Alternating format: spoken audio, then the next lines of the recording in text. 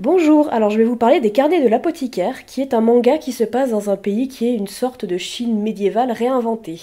L'héroïne c'est Mao Mao, une jeune fille qui a été enlevée par des brigands et vendue comme servante au palais impérial. Donc ça commence mal donc, mais Mao Mao est très maligne et pleine de ressources. Elle est notamment spécialiste dans tout ce qui est remèdes, poisons, plantes médicinales et autres tisaneries. Grâce à ça, elle va pouvoir trouver la source d'une étrange maladie qui frappe les femmes du palais et se faire repérer par une des concubines de l'empereur qui la prend à son service.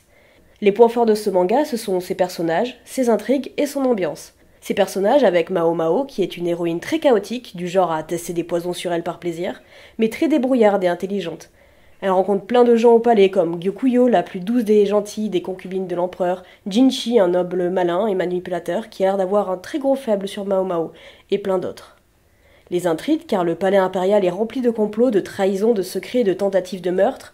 Mao Mao se retrouve en permanence face à des mystères à résoudre qui nous tiennent en haleine et nous font dévorer les pages sans qu'on s'en aperçoive.